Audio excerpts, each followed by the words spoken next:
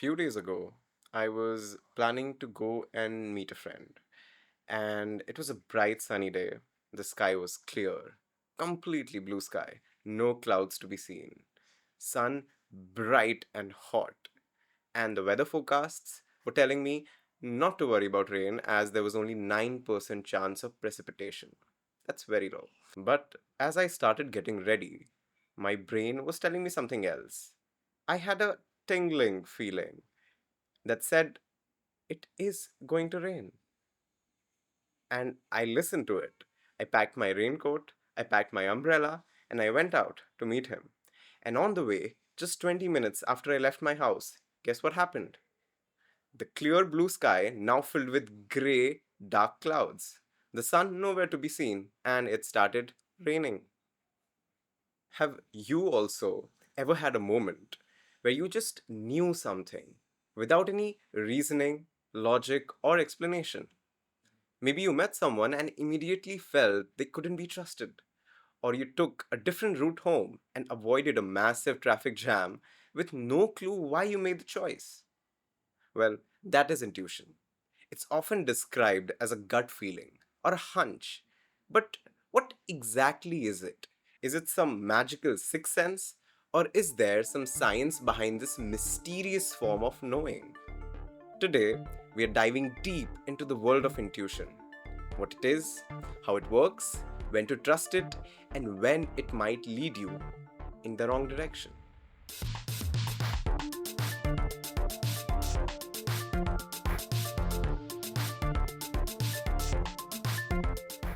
Well, intuition at its core is knowledge that surfaces in your consciousness without deliberate reasoning. It's that flash of insight, that whisper from the back of your mind that shows up fully formed, no pros and cons list, straight to the solution. But here is the thing, intuition isn't magic. It's not some psychic power, it's a real cognitive process driven by the unconscious mind, which rapidly goes through patterns, memories, and experiences to produce a decision.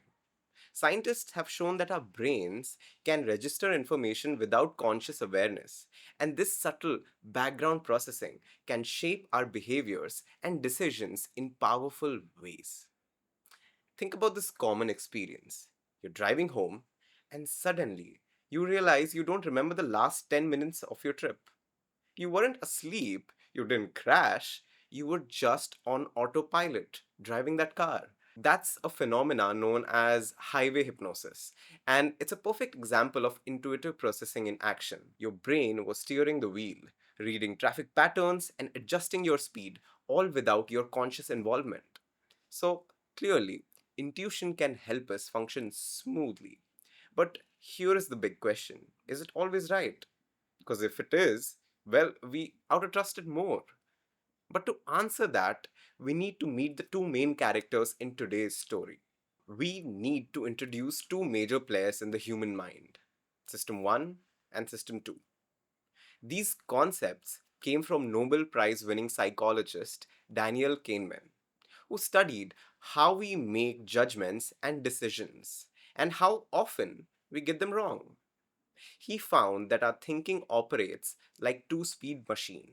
System 1 is fast, it's automatic, it runs in the background, always on. It's the part of you that pulls your hand away from a hot stove, finishes a familiar sentence, or instantly knows if someone is angry by the look on their face. It's emotional, effortless, and reactive. System 2, on the other hand, is slow and deliberate. It kicks in when you are solving a math problem, planning a budget, or making a difficult decision per se. It takes effort, it demands attention.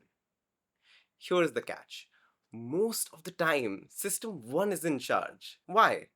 Because it's energy efficient. It saves you from decision fatigue and lets you move through the world without analyzing every little detail. But here is the downside. System 1, the intuitive snap judgment system, is prone to biases. It takes shortcuts, and sometimes those shortcuts get it very, very wrong. Let me give you an example. Imagine a deadly disease is sweeping across the country. 600 people are expected to die. You are given two choices for how to respond: program A and program B. If program A is adopted, 200 people will be saved. If program B is adopted, there is a one-third chance that all 600 people can be saved, and a two-thirds chance that no one will be saved. Well, a group of people were actually asked this as a part of a research. Most people choose program A. It feels safer, more certain. Now, take a look at the second version of these choices. Now we have program C and program D. Program C, if it was adopted, 400 people will die. If program D is adopted, there is a one-third chance no one will die, and a two-thirds chance that all 600 will die. This time, most people pick program D, the gamble. But guess what? These options are mathematically identical. Program A is the same as program C, while program B is the same as program D. The only difference is in how they are framed: saving lives versus losing lives. This is what Kahneman calls the framing effect, a classic example of how intuition or system 1 can cloud our judgment. It's not that system 1 is bad, it's that it can be biased. That's why Kahneman often warns against trusting your intuition, especially in high stakes or unfamiliar situations. But not everyone agrees. For all of Kahneman's warning, there's another school of thought that says, wait a second, intuition isn't the enemy. In fact, it might be one of our greatest cognitive assets. One of the most vocal defenders of intuition is Gerd Gigerenzer, a psychologist from the Max Planck Institute in Germany. Gigerenzer believes intuition is not only real, it's smart.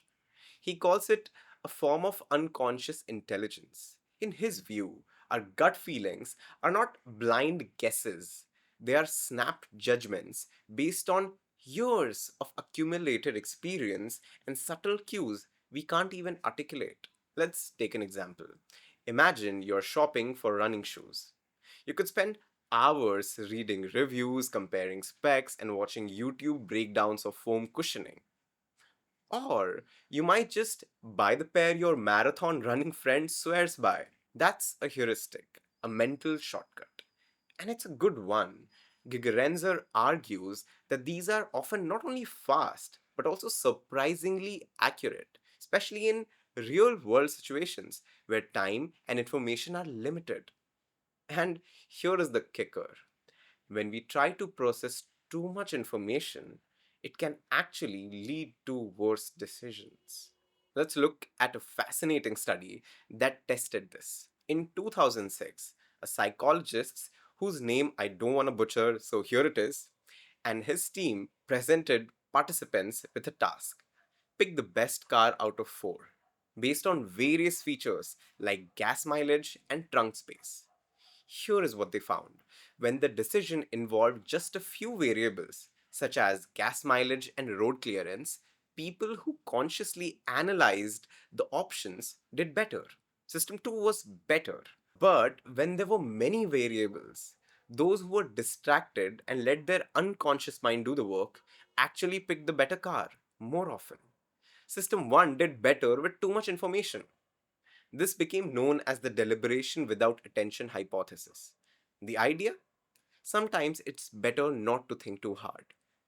Of course, not everyone agrees with this. Critiques have challenged the findings, and many have struggled to replicate the results of this experiment. So take it with a pinch of salt. Still, the study opened up a new way of thinking. Maybe intuition shines brightest in complexity. So now you've got two camps. One side, Kahneman, who says intuition can be dangerous, riddled with bias. On the other side, you have Gigerenzer and others who say intuition is often smart, efficient, and grounded in real world expertise. So, who's right? Well, maybe the answer isn't either or, maybe it depends on the situation and the person.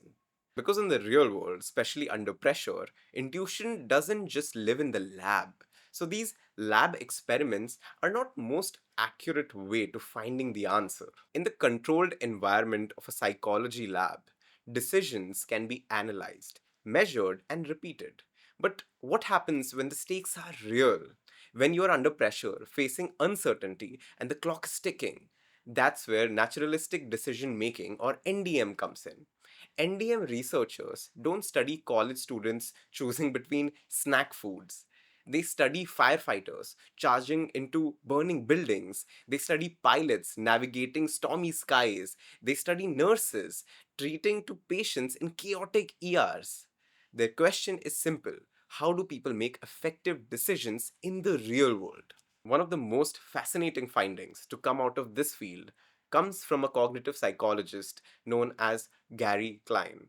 Klein studied experienced firefighters and he noticed something surprising. They often made the right call without consciously weighing all the options.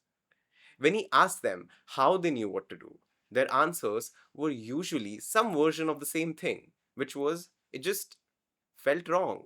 Something didn't look right. I knew we had to get out. What Klein uncovered was a powerful mental model called the Recognition Primed Decision Model, or RPD.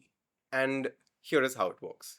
Experienced people like firefighters, nurses, soldiers build up a library of patterns in their brains over time through experience. When a situation arises, they recognize a familiar pattern and instantly know what to do because they've seen something like this before.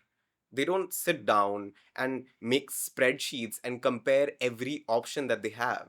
They imagine how the situation might unfold, and if the outcome feels right, they act. This is intuition, grounded in deep experience. It's fast, it's fluid, and often life saving.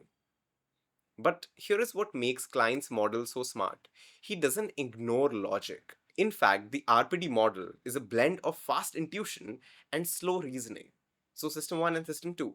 Pattern recognition being the intuitive part, where the person recognizes a similar pattern, it's done unconsciously. But the mental simulation, the deliberate analytical part, where the person plays out a particular scenario in his head to see if the outcome is right, that's the System 2. Why? Because pure intuition can sometimes be wrong, and pure analysis can be too slow. In a fire, if you stop to calculate probabilities, the building might collapse on you before you're done. But a single wrong decision can put your and the lives of others in danger. Klein's research echoed what Kahneman and Tversky had found, but with a real world twist. Instead of asking what's the best decision, NDM asks what's the first workable decision we can act on now. That's a shift in mindset from perfect choices to satisficing, a term coined by Nobel laureate Herbert Simon. It means don't chase perfection, chase what works quickly, under pressure, and with the knowledge you already have. So now we see intuition not as a mystical gift or a dangerous guess, but as a learned, experiential process that helps us act faster under uncertainty. But that raises another question: can you train your intuition? Or is it something you're born with? So far, we have explored intuition in extreme high pressure settings like fires, emergencies, and battlefields. But what about more ordinary decisions like leading a team, closing a deal, or choosing between two job offers? Intuition doesn't vanish when we step into a workplace. In fact, some of the most successful leaders and decision makers say they depend on it. Take the case of a Polish researcher named Kamila Melewaska. She interviewed managers at a food company, asking them how they made decisions on a day to day basis. Almost every one of them said they used a mix of rational analysis and gut instinct. Interestingly, the higher up the managers were, the more they leaned on intuition. Why? Because the higher you go, the more complex the decisions become, and the less time you have to make them. They also have a larger well of experience, and there is rarely a clear right answer, and often too many variables to weigh rationally. So, executives begin to rely on pattern recognition, past experience, and that hard to define feel for what might work. In a similar study by Lutz Kaufmann and his team in Germany, Purchasing managers were asked how they made supplier decisions. Some used rational strategies, collecting data, comparing numbers, and they did well. Others used experience based or emotional gut calls.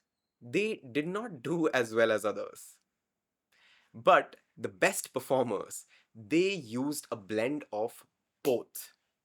Too much gut feeling, a performance dropped. Too much analysis, also a problem.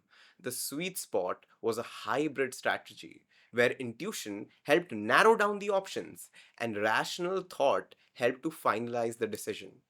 This echoes what we have seen throughout this video. The best decision often comes from System 1 and System 2 working together, not in isolation. Economists Marco Sam and Robert von Weizsäcker explored this idea even further, and they did it through their own experience as chess players. As kids, they learned the game by watching others intuitively. Later, they added books, theories, strategy, and analytical training. Over time, intuition became dominant again, but now it was seasoned. Weizsäcker went on to win international chess tournaments, relying mostly on intuition, but that intuition was grounded in a deep foundation of rational knowledge. They even built a mathematical model to test this theory. Here's what they found: rational decision making is more precise, but costs more time and effort. Intuition is faster, but works best when you have experience to draw from. Over time, as your knowledge grows, intuition actually outperforms reasoning because it's more efficient and still accurate. There was also a pattern that they noticed. When you are starting out, you generally rely on intuition. Then, as you start learning and gaining knowledge, you tend to lean on analytical decision making. But as the knowledge intake increases by a lot, people tend to go back to leaning on intuition. So, whether you're a CEO, a chess master, or just trying to decide what job offer to accept, intuition is a tool. And like any other tool, it works best when it's well trained, well used, and well balanced. But that doesn't mean intuition is always reliable. There is still one big question left to answer. When should we trust our gut? And when should we be skeptical about it? So far, we have talked about the power of intuition, how it helps firefighters act under pressure, how it guides executives in complex choices, how it can even outperform rational thinking over time. But now it's time for a reality check, because while intuition is powerful, it can also be dangerously wrong. Let's rewind to where we started with Daniel Kahneman. He didn't just study fast thinking, he studied how it fails. In study after study, Kahneman and his research partner Amos Tversky found that System 1, our intuitive brain, is riddled with biases. It makes snap judgments using rules of thumb, but those rules often lead to predictable errors. Let's go through some of those errors and biases. The first one is the availability bias, where we judge the likelihood of events based on how easily we can recall examples. For example, things like shark attack or a plane crash are much more memorable than they are probable. So maybe your intuition can say that, oh, that might happen, but it's not as probable as you think it is. Then there is the confirmation bias, where we unconsciously seek out information that supports what we already believe. Then there is the framing effect, which we explored earlier, where just how a problem is worded changes our entire perception of the risk. And sometimes trusting your gut can lead to disaster. Take the US Navy's 1988 shooting down of an Iranian passenger plane. The crew's intuition misread the signals under extreme stress. It was a devastating example of how misapplied pattern recognition can lead to tragedy. This incident actually sparked military interest in naturalistic decision making, or NDM, with one key question: how do we train people to trust their gut without getting blindsided by our biases? The answer wasn't never trust intuition. It was know when your intuition is likely to be wrong. And here is the key takeaway from that research. In familiar environments with lots of feedback and experience, intuition works beautifully. In unfamiliar or complex environments where the stakes are high and feedback is delayed or unclear, rational analysis is safer. Even Kahneman, the skeptic, admits this. He says intuition works well when it is based on genuine expertise. In other words, don't ditch your gut, but don't follow it blindly either. Intuition is most dangerous when it feels confidence but lacks the foundation. So, how can you tell when to trust your intuition? Ask yourself, have I seen this type of problem before? If yes, then yeah, trust it. Have I had the chance to get good feedback over time? If yes, then again, trust it. Am I under pressure that might be clouding my judgment? If yes, then don't. Do I feel confident but can't explain why? Again, dangerous. Don't. These questions won't guarantee success, but they can help you pause and activate system 2, the slower, more analytical thinker. Sometimes the pause is all you need to avoid a serious mistake. So, here we are. The final question. Is intuition a gift, a skill, or a trap? We have seen that intuition can be incredibly powerful, guiding experts through high stakes situations in the blink of an eye. We have seen how it can help us navigate complex, uncertain decisions and even outperform rational thought at times. But we have also seen how it can fail us, leading to biases, blind spots, and sometimes catastrophic decisions. So, what's the truth? Is intuition something to rely on or something to be wary of? Well, let's break it down. First, intuition is definitely a skill. But like any skill, it requires practice, it requires feedback, and above all, it requires experience. The more experience you have in that particular area, the better your gut becomes at identifying patterns and making accurate predictions. For example, a seasoned firefighter can sense the smallest change in the smoke and temperature and instinctively know whether to pull back or press forward. But this gut feeling isn't magic. It's a result of thousands of hours spent in dangerous life or death situations for him. It's the result of pattern recognition honed over time. But here is the catch. If you're too confident in your intuition, especially in unfamiliar or complex situations, you might miss something critical. You might overlook important details, ignore red flags, or get blindsided by biases. Think of the chess players we discussed earlier. A top player relies heavily on intuition when making moves, but only after spending years analyzing and learning from past games. They don't simply rely on gut feelings. They apply intuitive expertise built on years of rational analysis and deliberate practice. So, where does that leave us? It's clear that intuition is neither good nor bad on its own. It's a tool. And like any other tool, it depends on how it's used. The ideal decision maker knows when to rely on their gut and when to slow down and engage system 2, the logical analytical thinker. Think about it. Good decision making is about knowing when to trust your gut and when to question it. It's about the balance. And remember, practice and feedback are key. The more you practice intuitive decision making, the more you reflect on your mistakes, the better your gut will get.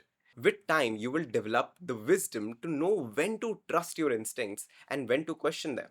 Ultimately, the goal isn't to question between intuition or reasoning. It's to become adept to using both. When you master the interplay between system 1 and system 2, when you understand when to go with your gut and when to engage your logical mind, you will make better decisions faster and with more confidence and clarity. So, is intuition a gift, a skill, or a trap? It's all three. But wisdom lies in knowing how and when to use it. Of course, if we fail to listen to it like a muscle not exercised, our intuitive abilities will decline. I hope now you understand what gut feeling exactly is and when to trust it. If you do, like this video, subscribe to my channel, and in the comments, tell me if there are times that your instincts have failed you or the times when it helped you. And now, I'll get lost.